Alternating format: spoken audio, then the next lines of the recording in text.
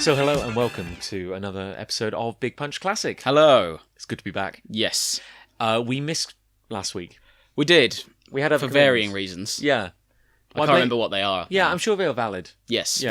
valid and apt, I thought. You've been working very hard, Mm, and I was preparing for MCM London. you were, Yeah, which has now happened. Which has now happened, yes, and I'm very grateful to have a week off now. A week off work Although to recover. I've been filling my days with... You're like Ferris Bueller, Who? that guy from the movie. Never met him. Matthew Broderick, I Yeah. believe is his pseudonym. I have a confession. I've never seen that movie. Oh, you should. So It's a modern classic, hence, although I don't remember various plot it took me a points. very long time to realise Matthew Broderick is not Ferris Bueller. No. No, because he's the friend, Mm. is it not? It's from the Something like perspective of... Right, okay. I'm glad we clarified Things, that anyway. things Yeah, so transpire. I'm a lot like that character from that movie I haven't seen. Yes, By that who's actor- not the actor who's not the actor we've just mentioned. Who I can't bring to mind right now. That guy. You're exactly like him. It's a marvellous anecdote. It's uncanny. Yeah, and how God, much you're like him. It's ooh. Uncanny. Mm. But unlike the titular hero of that movie, it hasn't really been a week off. Hasn't really been a series of days off. Actually, No. I have been Very busy. filling my time. Yeah, with comic-y stuff. Oh, Yeah, that's a refreshing I'm change surprised, isn't from the it? Yeah. weekend and the years gone by. Well, it's like because I'm sad. and- Sure. Yeah, it's just as a given. Because I'm sad and doing work is something I enjoy. Yes. You know, doing comic work, Doing work works. of my own creation. I was very excited, thinking, like, I've got a week to myself. I've got a whiteboard. I'm going to write down all the things I'm going to do, and it's going to be delightful. Lovely. And I can't wait. And and I was like, today I'm going to do this. Like, my plan for the day was I was going to work on the book, Volume 4 of Afterlife Inc. I was physically going to work on preparing it for print. Yes. So I'm using InDesign. Okay. Do you use that? I'm aware of it. Okay. I use it in probably the most basic sense, which is just like, it's a good way for assembling a book. So you can create a file with like 180 odd pages in it. Gotcha. You can lay it out like a book. You can drag the stuff in. So then I take all the comic artwork and I drag and drop it where it's going to appear in the book. Got it. And then it links it. Oh. So if you make a change to that image, Yes. it's then reflected. Oh. And then it Very clever. It basically, I just use it to export a PDF at the end. So you can say, well, look, I want it to be prepare it for print, so you can leave a bleed and print marks, and and then export it at full resolution. It will be like several thousand megabytes or something daft. But it's like, great, you have a print ready file. So that was going to be my job for the day, because the artwork's coming together. I'm sorry, I didn't mean for this to turn into Oh the no, Afterlife I'm Inc. quite happy podcast. to be being regaled with this tale. You carry on. But as all the new content has been coming in, I've been kind of assembling it and putting it into the book as it goes along.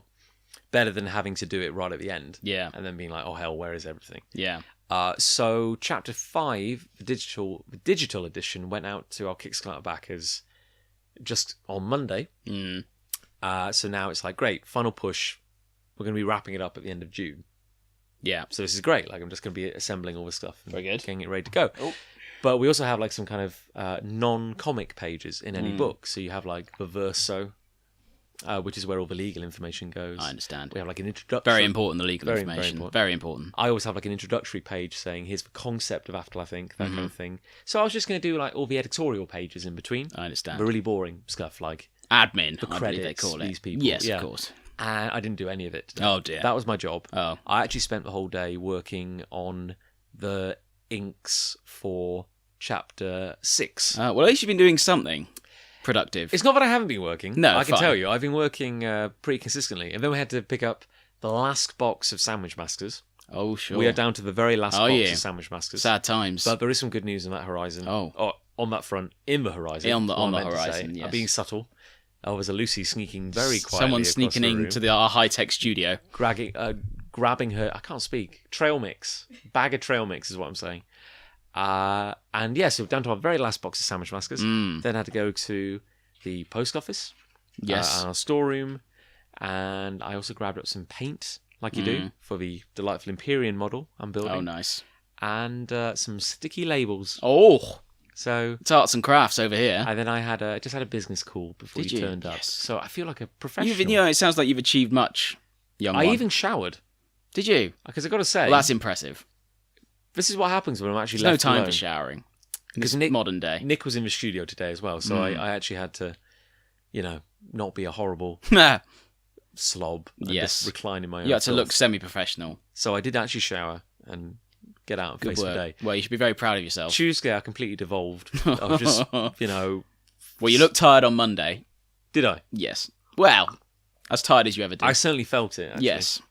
Yeah, Well, I was aware you were tired, so maybe it was exaggerated. Well, the fact I knew you were tired. Well, how's your week been? Anyway? Fine, yes. Tell me about it. It's been fairly uneventful, Stud. It's been fairly uneventful in that I've been at work. Oh, yeah. Yeah, normal kind of week at work. Went to the physio yesterday. Oh, about your back. About my back / chest / general left side stuff. Well, you look very healthy. Do I? Yes. That's good to know. Radiant. I don't feel it. Glowing, some Yeah. might say, yeah. But that was productive. So we'll see how we get on. Not to be... Although walking around is an issue at the moment. Really? I feel horrible walking around. Is that the just back? Just the left side. Bit of everything. It's quite alarming when you start getting Yeah. chest pains when you're walking. It's very alarming. I can certainly imagine. Yeah. I mean, not to go down, not to be a broken record, but my back has been a lot better lately. I've genuinely been feeling pretty good. Good. And, I've even gone back to Bushido. Nice. I've done 3 weeks activity now of training. Yeah, and I think it's helping. Yeah, it probably does. It's probably a circle one way and then the other. A bit of moving. And, they're being very kind to me. They're like, okay, well, let's refrain from throwing you onto the ground hard, ease it back in. But after, I want to say Tuesday, my back started hurting again. First time in ages. And it didn't hurt at the weekend. Good. When we were lugging heavy and you boxes were, around. You were standing up and whatnot. It didn't hurt with me standing for 72 hours. And it didn't hurt the day after. Yeah, well. It hurt when I was alone in the office on Tuesday. And I was just sitting at my desk and suddenly it was like, oh no. There it goes. So it's just weird. Dear. I don't know whether it's like maybe I strained it at the weekend. Yeah, potentially. And then it was only when I was slouching at the table. So Lucy reckons it's driving, actually. Possibly. It's a good point because I had to drive to our storeroom to pick up some stuff today. And it was hurting afterwards. Was it? Oh, there you go then. And I did Common denominator. And actually, yeah, now I say it, I did Bushido last night and I felt good. Yeah. Aside from trapping my little toe between two mats on the floor and kind of wrenching it. I felt all right. But as soon as I got home, I was like, oh, crying out loud. Really, This hurts. And it must have been the drive home. Thinking about there it you go. Well, I often find it's worse sitting. I can drive, but don't. But even sitting in the car, I find it's horrible. Yeah. I think it's movement. Any sort of movement seems to aggravate it, which isn't ideal. Even if you're sitting, but in a car that's moving. Yeah, exactly. It's the vibrations. It's the vibrations. It's the vibrations. Maybe it's velocity. You just have it's the G's. We're all about the G's. Yeah, it's all about the G's. I'll be honest with you. I find being a passenger in a car generally unpleasant at the best of times. I get when I'm driving, it's absolutely fine. But I find often if I'm sitting in a passenger seat and I'm uncomfortable and the car's moving and maybe because I feel quite kind of cramped in cars. Yeah, I'm not massively tall, but I feel just a bit kind of. I just get a bit kind of hunched. Yeah, I get uncomfortable and not kind of motion sick, but it's kind of I don't know, a little dizzy, a little kind of blah. Yeah, I just feel thick in the head. I need fresh air. Yes. And also, hang your head out the window. Oh no, don't do that. That's a good idea. Oh no, don't do that. Don't do that. Don't do that. I'm not advocating doing that. I was looking up local news the other day, like you do. You don't want to do that. And even some national news. I don't do it very often. I like to live in ignorance normally. But for some reason, there was something linked from a major news site, and I clicked on it, and it took me to. I don't even know where it was. I think it was a regional news website for somewhere like Croydon or something like that. It was somewhere in. Careful clicking on those things. It was somewhere in the Greater London region. But it was talking about how a guy had been beheaded God. while riding a train. That's not what you want. He stuck his head out the window. Oh yeah, I've read stories like that. I tried to avoid them. What, sticking your head out of windows? Well, reading the stories about people sticking their head out of windows, because I can't ever see me doing it when a train's travelling at high velocity. Well, you know, like I'd like to think normal people would not do it, but obviously some people do. Well, you know, like it was one of those. You get like the slightly more rickety. I mean, you take the train a lot, don't you? So it's one of those more rickety carriages. Yeah, I know. Where you know, like it doesn't have the automated doors. So when you pull into a station, I know what you mean. You have to reach out the window. You have to pull the window down on the door. Yeah, I know. I had one of those the other day, and I was like, "Am I doing this right? It feels wrong. It feels like I shouldn't be able to do this." You got to sort of. You have to lean out the window at some point, but when the train is stationary, yeah. Do not do it when the train is moving. So is my top advice for you. So the story was that like he was a train enthusiast. Sure. Like he liked trains, and there was they just couldn't. They just put it down as like accidental death because it's like he wasn't drunk, he wasn't taking a picture, didn't have a camera or anything. He maybe was just wanting to stick his head out the window, just kind of like feel the. Because he saw something, and then hit something. God, and that's bloody unlucky. It is. You have to say, but, it's just don't do it. Don't take the risk. Out of all the periods you could have stuck your head, indeed, out a window. Yeah. It is unfortunate, but yes.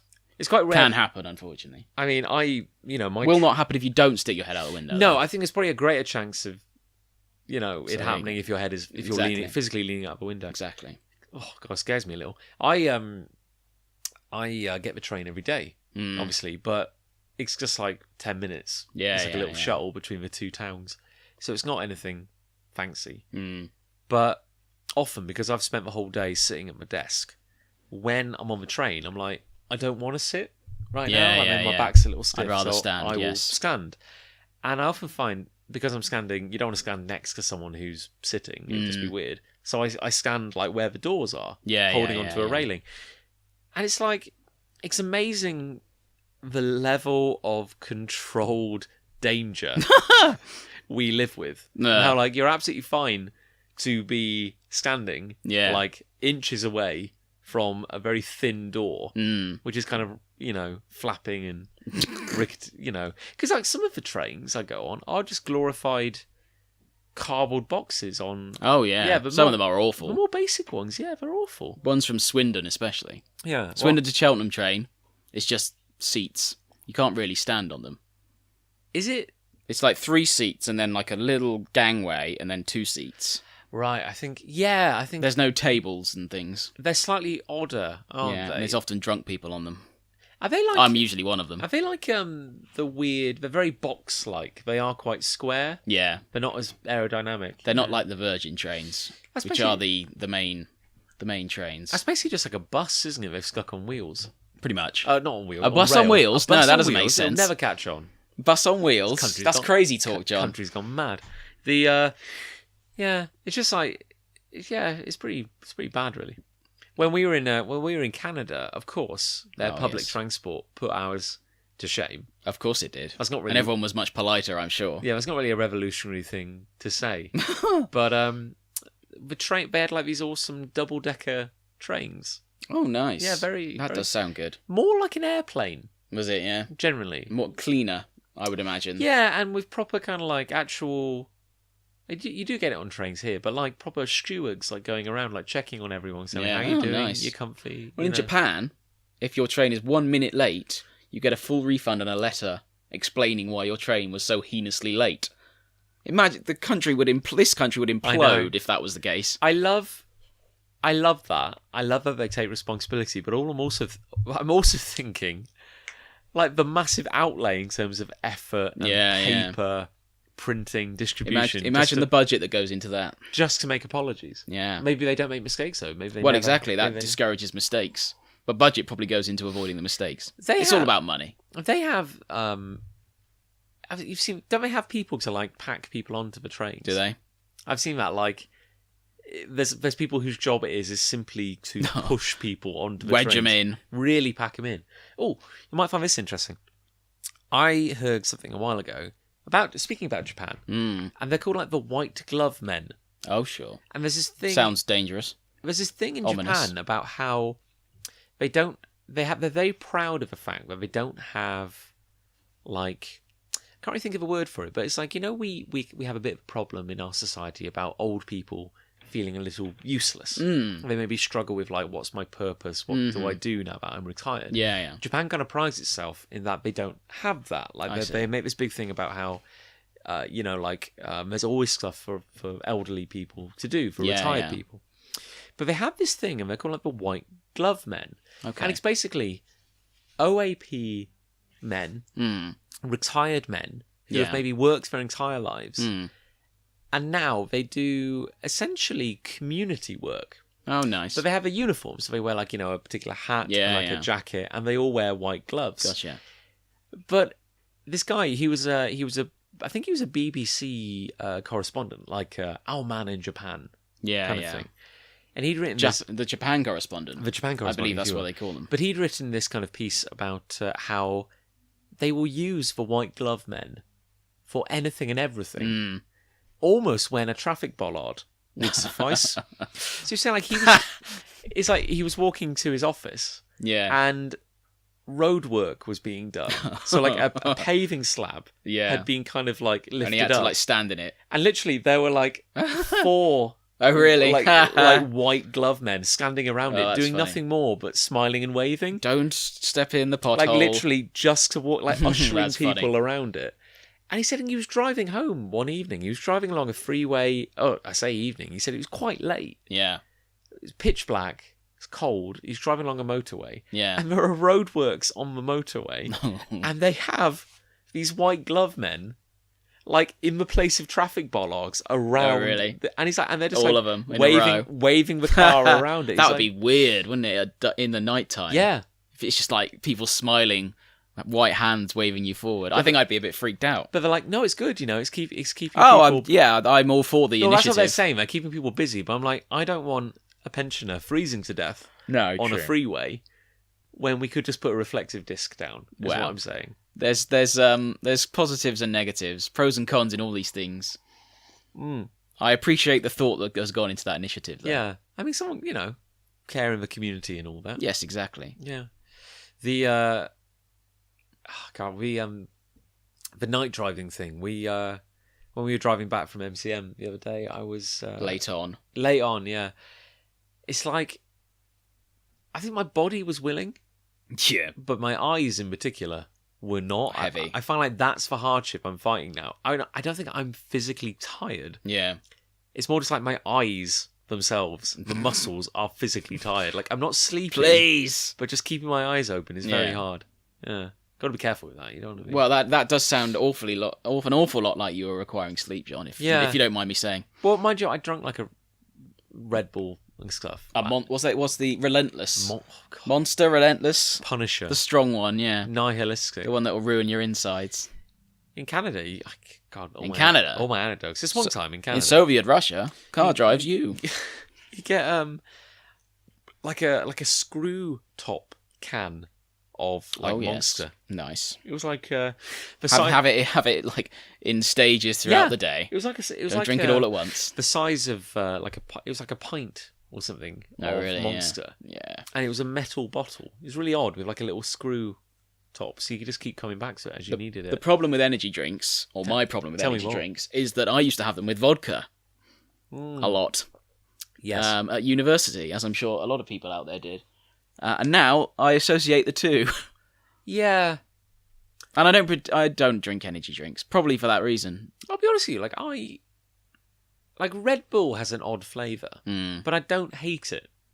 Yeah. It's a curious little flavour, and I will but I tend to use it now purely medicinally. Yes. Like, if I have a long drive, you need it. I will have a Red Bull. I need it! Because as much as I love coffee, there's times where it's like, I don't really want to chug a latte or like a black coffee right now. It's very hard to chug a coffee. Yeah, it's not good. Effectively. And I'm like, so I'll use a can of Red Bull, like, like a shot of adrenaline just to kind of help. And it does help to a point. But I always find the crash is worse. Yeah. That's another issue I have. You don't feel good after it. It's sort of a high energy, and then it's like, oh no. I remember in the second year of uni, I was involved in the student radio. You were. I recall. I phoned that station You did. I think you were our one call-in ever. Once or twice when I'd had a few beers. Oh, good grief. Yeah. John, it's me. It would have been good if we had anything close to an audience. Like, I look back at it now. What was it called? Lush FM? Lush. Yeah, it didn't stand for anything. We had Lust, which was... It's a bit provocative. Provocative. Which was the Leicester University Student Television. Gotcha. You see, that makes Lust. sense. That does make sense. Lush didn't mean anything. Hearing? Lush University Student... Service. Heart. Yeah. I don't know. We can come back to that. I'm guessing. It doesn't matter now. But we had like an internal awards ceremony where we were like, best female presenter, best male presenter, best team, best musical act. Did you all win one? Is it one of those sort of awards? No, we it was wider than the organising council, which was good. So we were able to give awards to people who weren't part of the inner circle. But I remember that night I ended up presenting the awards. Oh. And I drank a pint of Red Bull. And I'm not... Dangerous. I'm not being facetious. Like, I actually drank a pint of Red Bull. See through time. Because I think it was like in the middle of exam period. Like, it was towards the end of the year. And I was like, I am running on empty. I'm like, I'll be really smart. I'll have some Red Bull. A bit of Red Bull, oh, sure. That evening when I got home, it was horrendous. My God. It's one of the worst nights of my life, actually. Like, where you're like, it was so hot. It was the middle of summer. Yeah. I just want to sleep. Yeah. I just want to die. Why did I ever take a Red Bull? And you're just twitching. You can't do anything. And you lie. You got like half an hour of like restless tossing and turning. You get up and then you go back to bed and you just rinse and repeat. It was horrible. It was horrible. I also did that flipping radio station got 24 hours out of me once. Like, I remember you did a marathon thing. Yeah. You've done... How many times have you done, like, a night without sleep? Like, a proper... a few. 24 hours All of sleep. them at uni, as I think. Anyway. One night... this doesn't involve staying up all night, but it's related. One night we thought... We got back so late, I think it was 3:30, 4 o'clock, whatever it was. We thought, well, let's just stay up and go to McDonald's. Okay. I'm sure people are no stranger to that. We got to 10 minutes before McDonald's opened and just went, I'm going to bed. We got all the way through to about 6:20, I think it was. And it was just like, effort. Oh, I'm going to bed. I can't be bothered. I'm guessing you didn't have much on the following day, or... Very rarely did I have much on the following day. And if I did, I'd cancel it. I didn't go to lectures that much. You turned out all right. Ish. I got a degree. There's hope for all of us. I got a degree. It was a degree that was quite easy. Well, I mean, not to... I lived with a... I think he was like a politics student. He, honestly, in the second year of uni, I think he had about 2 hours a week of, like, university time. He didn't get up before midday, like, every single day. Well, there was one lecture they put at 9 o'clock on a Friday, which I don't think I ever went to. No. It was their own fault for putting it at 9 o'clock on a Friday. Oh, really? Yeah, it's just foolish. So it was their fault. I remember... Still passed that module.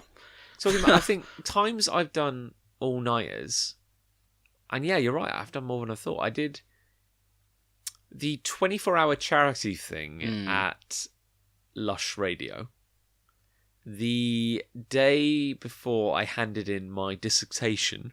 Yeah. Because despite having worked pretty much constantly on that for like weeks beforehand, it still came down to... Everyone does. The foolish people are the ones who start it the night before. Yeah. Everyone is working on it the night before. Yeah. Everyone.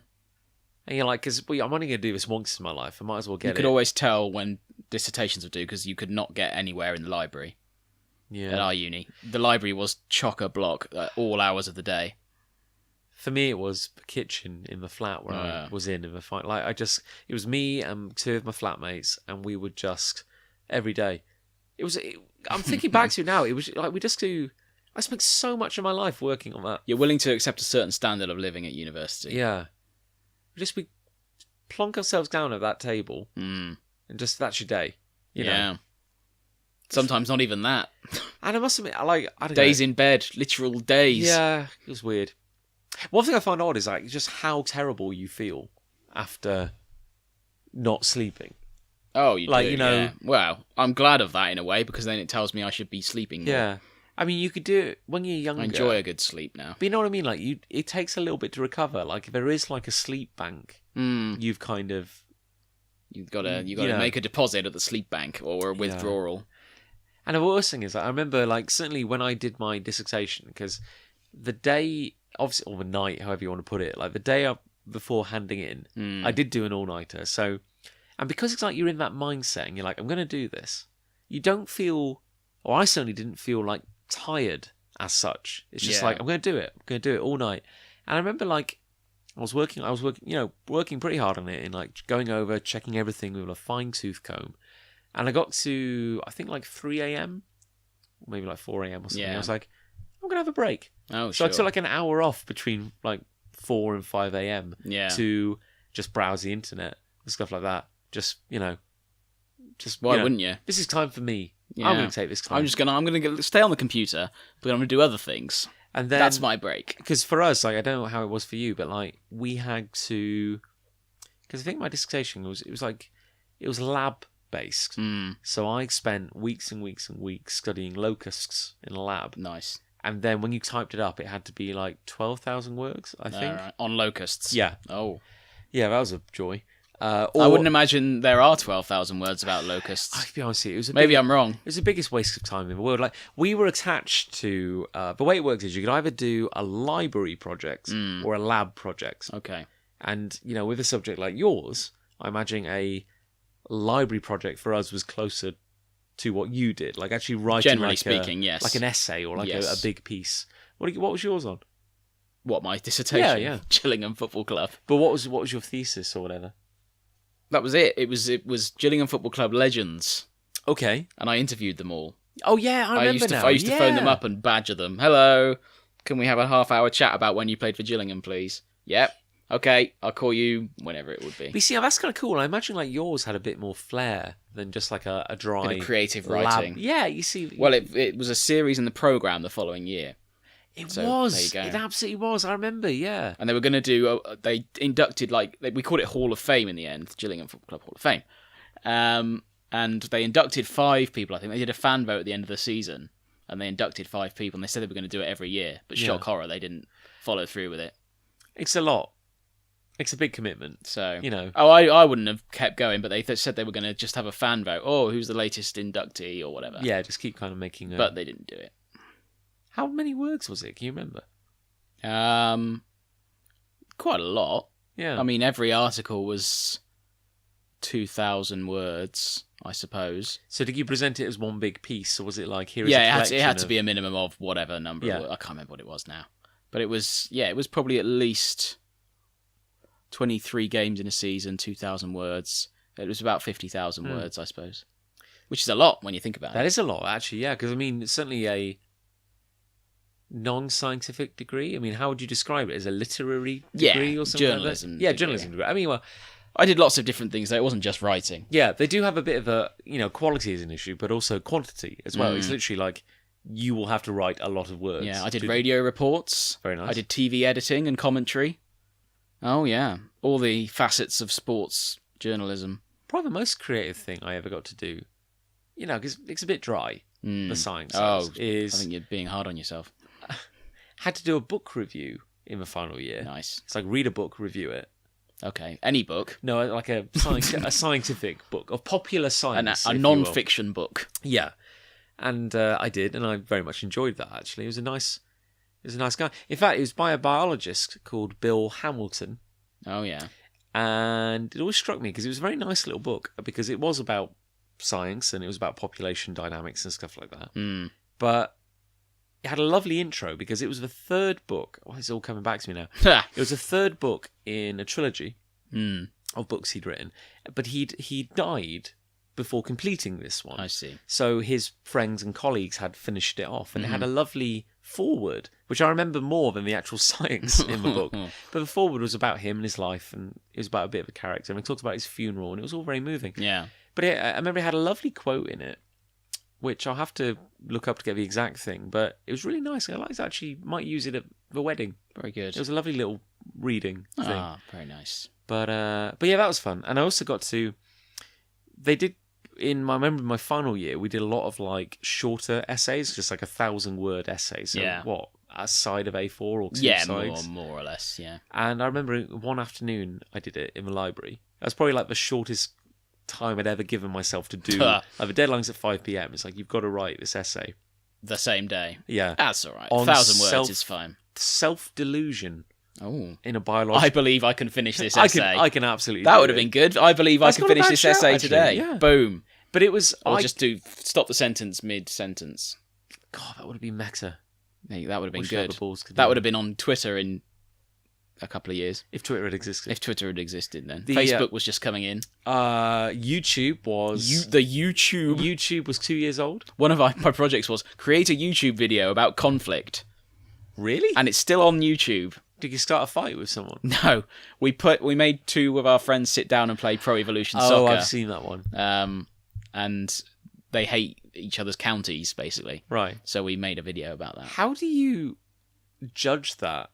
Like, how do you say... It's very difficult to. You did really well, Chris. That was a good video. In that the whole project was arsing around for an hour, watching them to play Pro Evolution Soccer on the PlayStation 2. That's how old it is. Well, let's be honest. YouTube was a very different beast back then. You know, there's a 10-minute upload limit.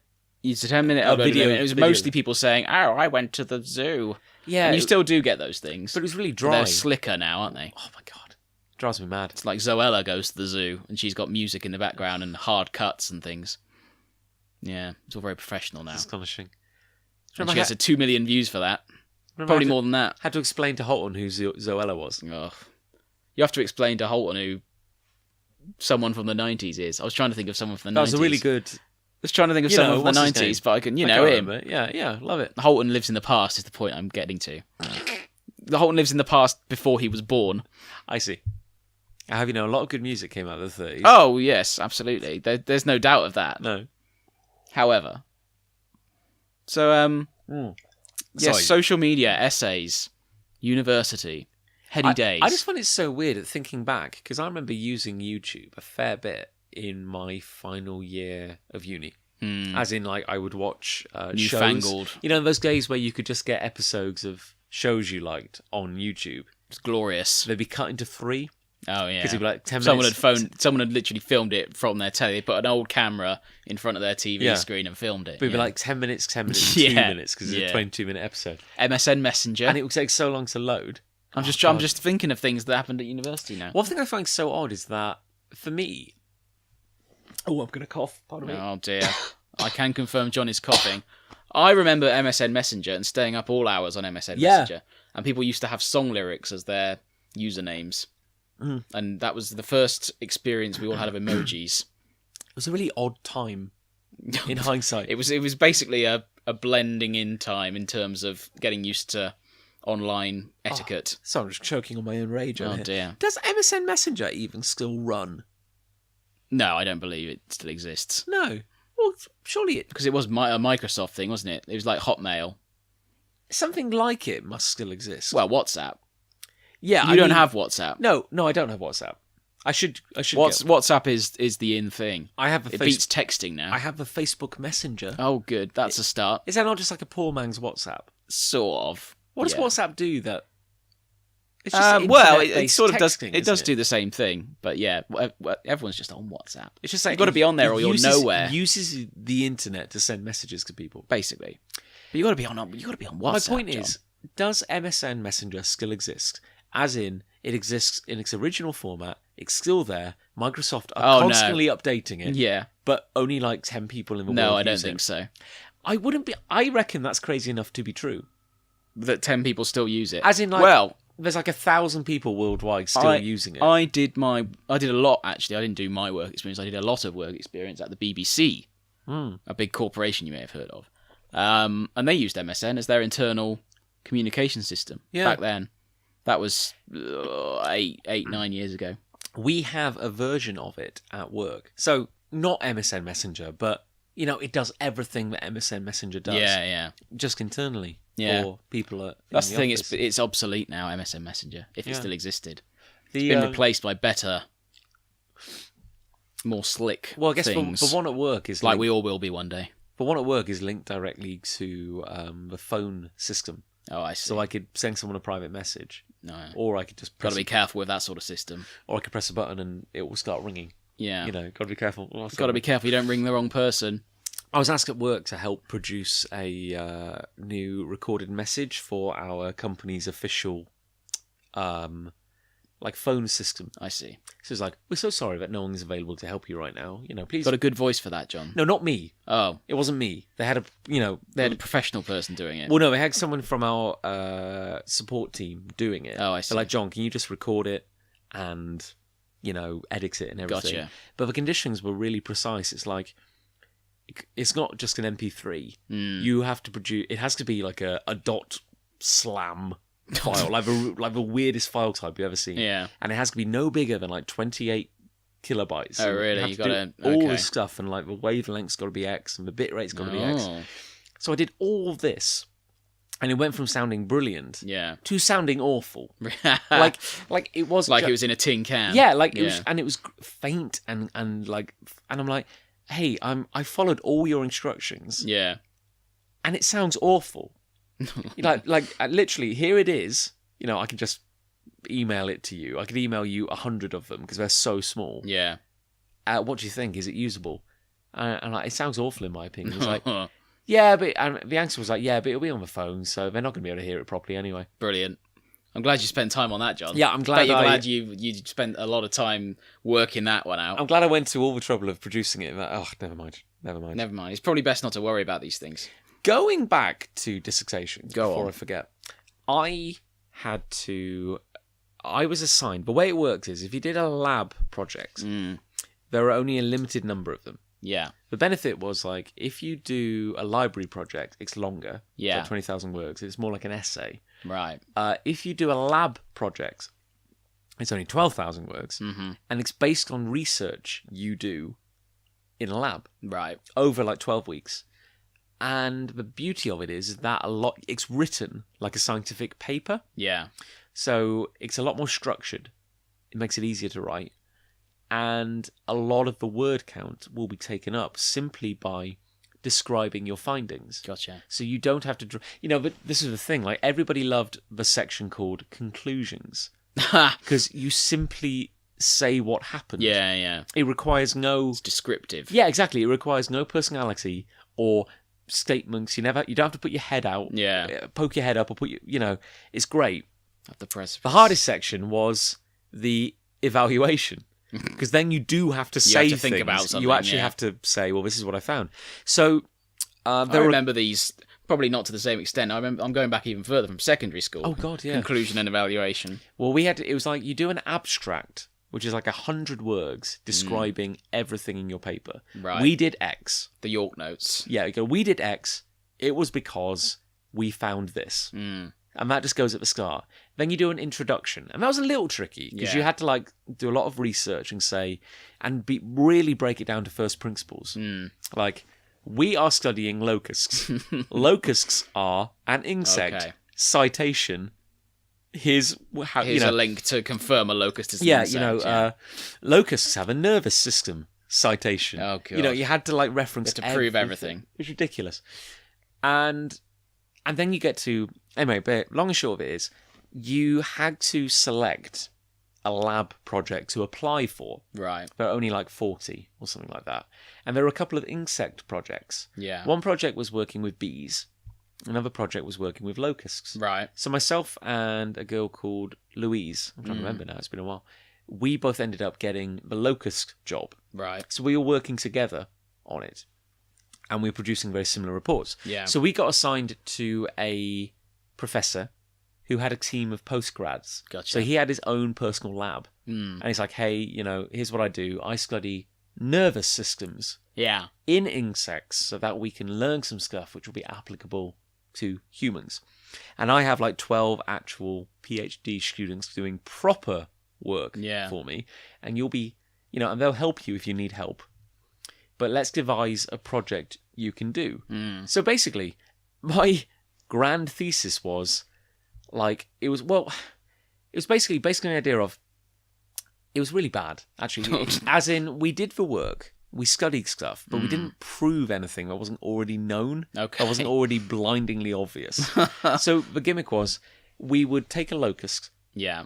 And we would glue using, I think, like... It almost sounds like animal cruelty. Well, You've said glue. I've got to be honest with you, I had to get over some hang-ups. God. I'm going to be honest with you. So we would take a locust, we would glue reflective dots using beeswax to its joints. Natural glue. Yeah, natural, organic. Organic glue. And then we would build a metal harness which you could slip around the truthfully, oh my God, around the locust's kind of armpits. And then I bet he felt very self-conscious, the locust. Yeah. And then once you threaded the wires from that harness into like this metal rod, you now had a locust on a stick.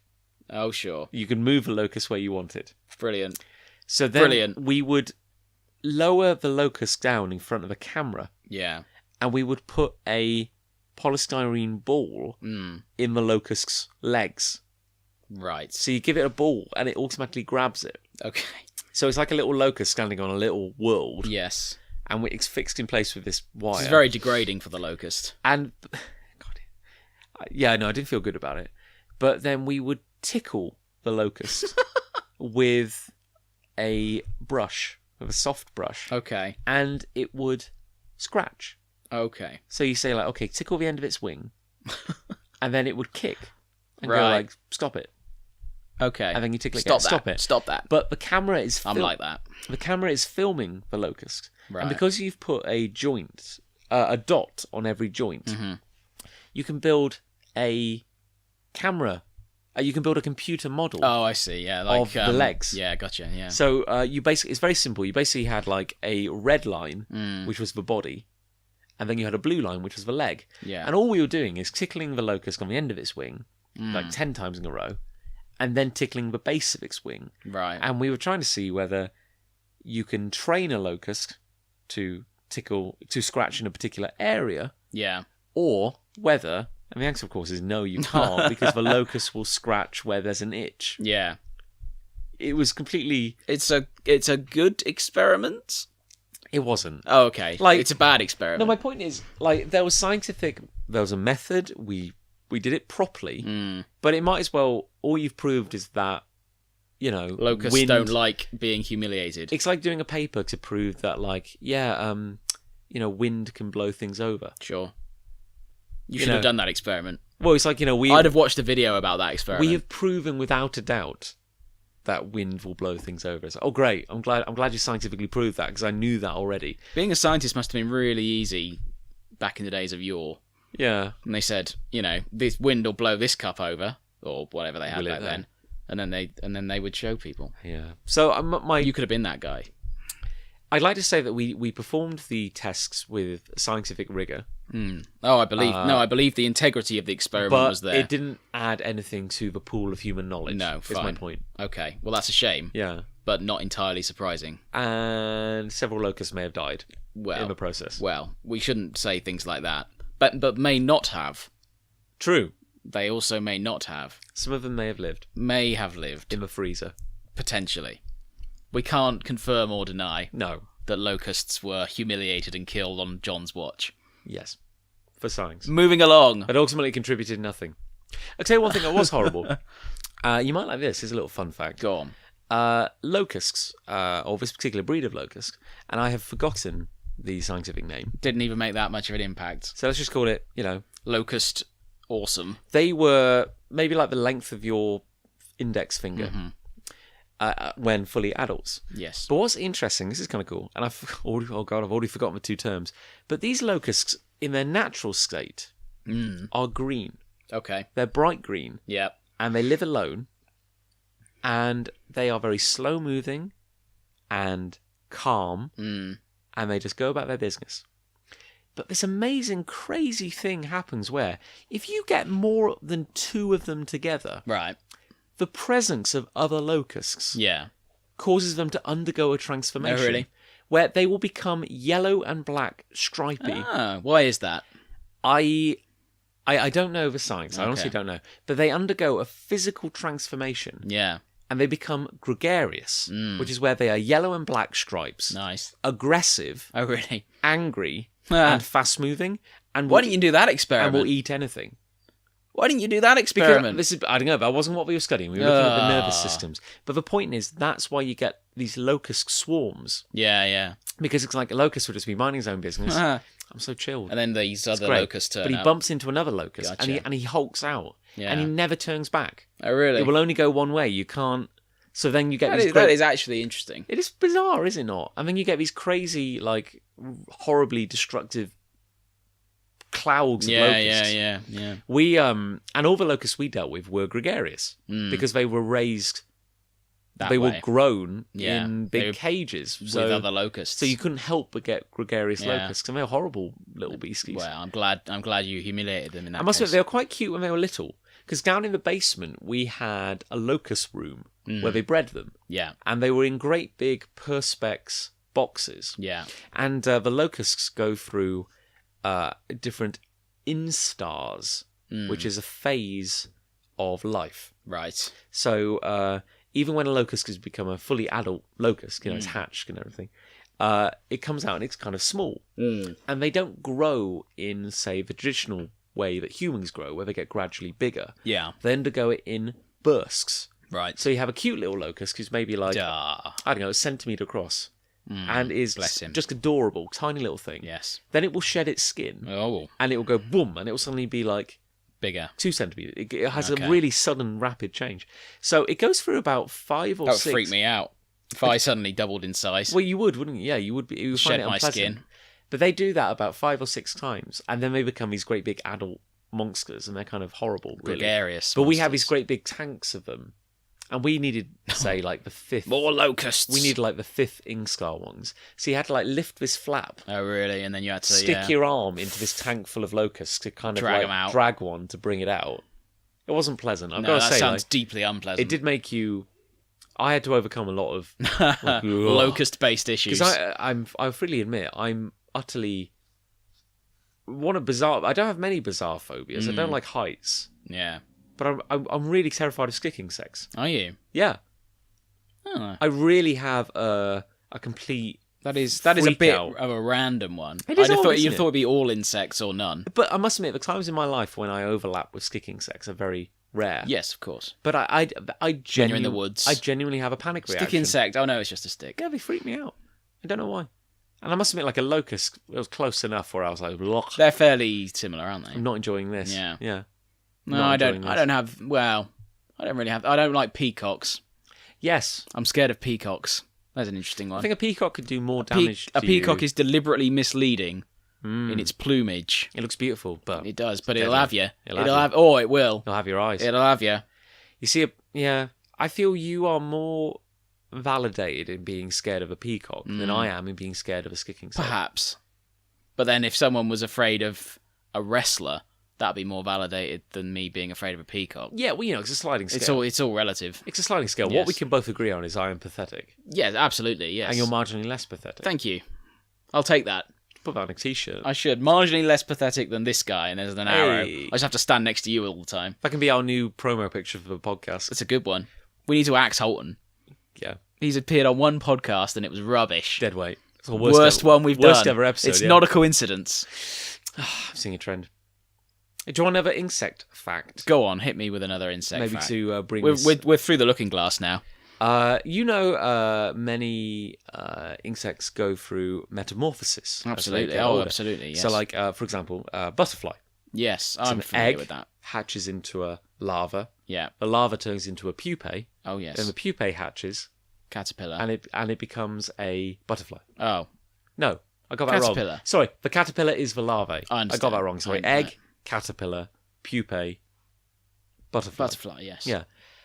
Now, we think of that as like one organism undergoing a transformation. Yes. Like quite an incredible transformation when you think about it. Like its body completely changes. Yeah. But I heard something interesting, which is like a slightly different way and a little horrific way of thinking about metamorphosis. We think of it as one organism undergoing a transformation. Yeah. A caterpillar goes into a cocoon, comes out as a butterfly.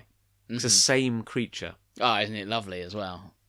Lovely children's book. But there's some thinking and there's some theories about this. So what if that's not the case at all? Oh. And what if it is evolutionarily it is a rather twisted version of pregnancy. Yeah. In an odd way. Go on. Where he's saying, what if we think it's the same being that comes out at the end? But what if it's less a case of... You're suggesting the butterfly eats the caterpillar? No, I'm saying, like, what if the caterpillar, rather than turning into a butterfly... Beautiful butterfly, yes. The caterpillar has, like, call it an embryo inside it. Oh. And the embryo... is the butterfly. Grows into the butterfly, and literally the butterfly bursts through out. A caterpillar. Yeah. And so, well, it's slightly horrendous if you put it like that. Is that what happens? That is some of the leading thinking. Like, maybe not quite, I've oversimplified it. Yes, of course. But, like, when For idiots like me. We have, well, frankly, there's a very documented process called giving birth or reproducing, where... Go on. You know, life begets more life. We're thinking evolutionarily, a metamorphosis is actually a slight bastardization of that process, where it's been internalized. So you're kind of giving birth to yourself. Yeah. Now, if a human could do that, if a human went into a cocoon and came out as a Alien, different person, isn't it? well, yeah, but it's like if a human kind of could cocoon themselves and come out as a different human, we'd be able to ask them, "Are you the same person from before?" Yeah, we'd be like, "Yeah." You can't ask a butterfly. You can't ask a butterfly, and the butterfly doesn't know any different. So how do we know that the butterfly is the same as the caterpillar when it could be a new creature which has been born out of the previous one, and the caterpillar's now dead? It would make a children's book less nice. I'm not going to lie, it exposes the horrific beauty of nature and how we should all be deeply Horrible terrified. things must make way for better things. But you know that butterfly's pretty. Oh, it is. There's no doubt about that. No one likes a caterpillar. No, well, no. Ultimately, that's the message here. How long do butterflies live? I don't know. Not that long. A few weeks. Yeah. It's all a bit pointless, really, isn't it? But, you know... It's all futile. They burn bright and fast. Yes, that's true. I saw a butterfly the other day. I'm sure you. I've every faith that you did, John. I guess summer is upon us. Summer is here because you've got hay fever, which is why we're not in the garden. Yes, it's true. Actually, I would have loved for this to be in the third part of the garden trilogy. But, yes, trilogies within trilogies. Indeed. At some point, we'll have to sit down and watch Rocky, as we talked about. I spoke to Liz about this Gasp. Literally yesterday. Gasp! I said we need to watch Rocky because I was on Netflix, which you may have heard of. It's a very popured streaming service. I think the kids on are the down internet. with it. Yes, on the internet. Get anything on computers. That wasn't around at uni. And Creed was on there. Oh, the new one. And I've not seen that, so I was hoping to watch it, which I still haven't yet. And then we got to talking about the fact that we need to sit down and watch Rocky, which we definitely do. Delightful. I can't believe you've not seen a Rocky film. No, I'm just... I maintain my disbelief about that. Well, I look forward to rectifying that. Do you have any bug anecdotes or anything you'd like to bring up? Very few. No. It's not my area of expertise, if I'm brutally honest with you, John. Well, do you feel as though we've hit a natural conclusion? Perhaps. As ever, it has been esoteric and rambling. We literally do not plan these things. It probably shows. No. Do you think it sounds like a very professional thing? We covered trains, we covered bugs. University, football programs. YouTube. You get a YouTube. You get a lot of science. You get a lot of content for such a. How long have we been recording, John? Well, I'll tell you, Reverend. It has been 53 minutes. You get a lot of content for 53 minutes. Some of that's going to be trimmed. Some of that's going to. So let's call it 52.5 minutes. I like it. We'll only cut out the rubbish. It's all killer. We'll only cut out the rubbish. Well, on that note, should we quit while we're ahead? Just about. Yes. Grand. So I guess we're back to a regular routine now. Really? Of sorts, yes. Yeah, I know we had a little blip. But try not to miss us too much. No. It's pretty devastating for people. Really. I would imagine they wait by their computers for these things to pop up. I know, I wait by the door until you turn up. Yeah. I'm so lonely. Well, you took long enough to answer the door. I was on the 3rd floor, Rev. Well, there you go. What do you want from me? Swifter service. I've got a bad back. I will fall down the stairs as fast as I can. Jump down three flights, yeah. Anyway, shall we? Let's. So, thank you for listening, everyone, in this slightly rambling episode. Oh, let's face it, we're all like They're that, all rambling. Yeah. They're all rambling. So, until next time, you stay classy. A Bug's Life.